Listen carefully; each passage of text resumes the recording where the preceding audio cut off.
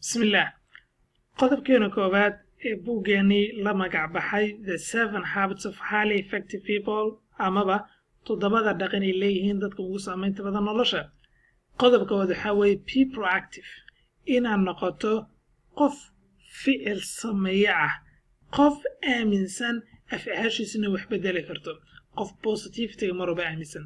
dadku waxaa loo qaybiyaa laba qaybood qof loo yaqaano proactive oo ah qof mar walba afcaasha uu qabanayo ficilada uu geystay aaminsan inay noloshiisa saameyn ay ku yeelatay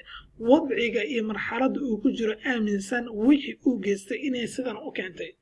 aaminsan haddii uu wax ka bedelana inay noloshiisa qurux badnaanayso halka qofka reactive-ka qof nooca aaminsan maaha waa qof aaminsan duruufta iyo wax allaala marxaladdu ku jiro inuu sababay qof kale mar walba dhaleeceeya ama eeda saaro qof kale mas-uuliyadda noloshiisana aan qaadan yuu dhaleeceynaya dowladda wuu dhaleeceynaya qof kale wuxuu dhahay hebel ayaa sidan ii sababay hebel ayaa kan ii keenay hebel ayaa kan ii keenay haddaba qofka proactive-ka ah amaba qofka ficil sameeyaha ah mar walban positivity-ga ka fikiraa waa qof aaminsan wixii uu wax ka bedeli karo inuu wax ka bedelo maxaa yeelay qof walba waxaa jira waxyaabo badan uu diiradda u saarayo laakiin saameyn uusan ku lahayn baa jira halka qofka reactive-ka uu arrimahuusa saameynta ama awood uusan ku lahayn focuska uu saaro uu waxba ka bedeli karin ninka proactive-ka wuxuu isku dayaa mar walba inuu ka fikiro maxay amaba uu wax ka bedelo wuxuu wax ka bedeli karo uu saameynta ku leeyahay tusaale ahaan dhaqaalaha waddanka inaa wax ka bedesho adiga shakhsiyan ma awoodid personally ma awoodid inaad wax ka bedesho dhaqaalaha waddanka haddaba maxaa xala xalku waxaa weeye dhaqaalahaaga inaad wax ka bedesho taada inaad wax ka bedeshaa xalku u yahay dhaqaalahaaga markaa wax ka bedesho maxaa kuu suuragelaya dhaqaalahaaga markaa wax ka bedesho waxaa kuu suuragelaya inaad balaariso xeendaabkaa saameyntu kale inaad balaariso oo aad sababto mashruuc inaad aasaasto mashruucaas u saamaxaya dad kaloo soomaaliyeed iyagana in ay ka faa'iidaan oo noloshooda wax badan ay ka bedelaan buu u saamaxaya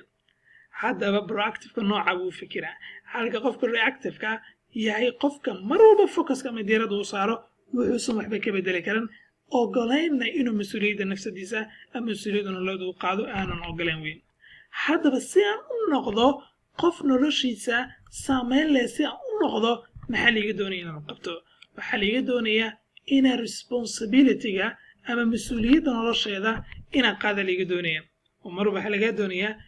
inaad mas-uuliyadda nololeed inaad qaado sidoo kale waxaa lagaa doonayaa waktigaaga juhdigaaga iyo caqligaaga iyo fikirkaaga inaadan ku bixin waxaadan awood u lahayn inaad wax ka bedesho inaadan ku bixin mar walba isku day waxaa wax ka bedeli karta inaad wax ka bedesho isku day waxaan saameynta ku leedahay inaad wax ka bedesho then waxaad awood u yeelanaysaa dad kale ina iyagana noloshooda bedesho halka haddii focuska iyo diiradda aad saarto waxaadan awood u lahayn inaad saamayso noloshaada waxay noqonaysaa mid daran mid hoosaysa noqonaysaa maxaa yeelay ma awoodaysid inaad ficilkii qabato maxaa yeelay juhdigaaga caqligaaga fikirkaaga waxaa ku bixisay waxaana noloshaada waxtar u lahayn baa ku bixisay qodobkeeni labaad ayaa halkaana ka guda gelinaa insha allahu tacaala